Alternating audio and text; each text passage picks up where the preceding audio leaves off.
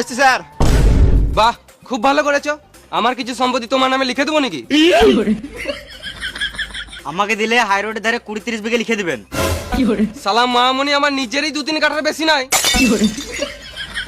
চলো। না, হেঁটে হেঁটে যাবো না। তাহলে চলো উড়ে উড়ে যাই। আপনি খেপা চুদা নাকি? কেন?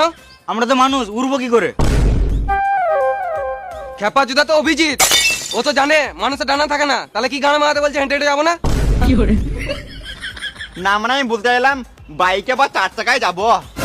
4 চাকা কেন, চলো হেলিকপ্টারে যাই। ঠিক বলেছেন স্যার, হেলিকপ্টারই ভালো হবে। ঘরে একটা সিলিং ফ্যান নাই, আর এদিকে হেলিকপ্টারে যাবে শুয়োরের বাচ্চাগুলো। স্যার বাইকে যাবো, বাইক কই? বাইক তো নাই। কেন গান মেরে খেলিছেন? না না, বাইক তো আছে, বাড়িতে রাখা আছে। অনেকদিন থেকে কাজ পাই নাই তো, তাই ভুলে গেছিলাম। চলুন গিয়ে দেখি।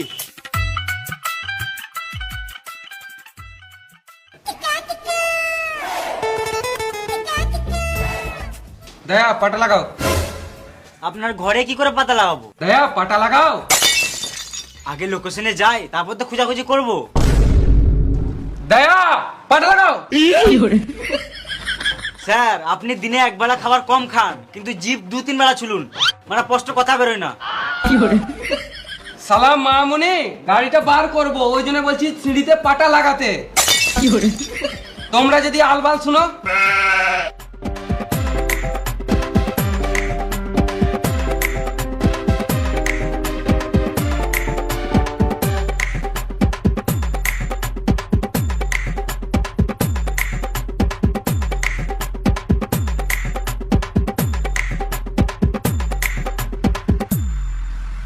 স্যার আপনার হওয়া নাই।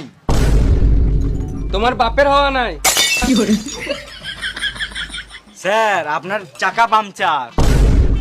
আমাকে বোকাচোদা পেয়েছো। তুমি চাকা বলবে, আমি নিজের পা দেখবো, তারপর তোমরা দুজন হাসবে।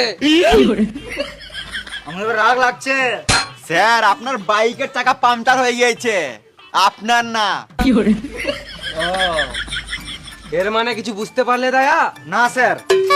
এর মানে পাংচার হয়েছে তো, তার মানে গ্যারেজে নিয়ে যেতে হবে আমাদেরকে। দিলো?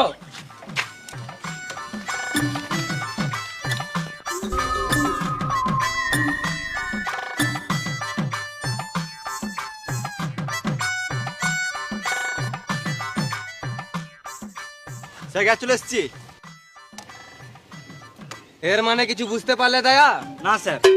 গ্যারেজ চলে এসেছি তো, তার মানে এখানে পাংচারটা সারাতে হবে।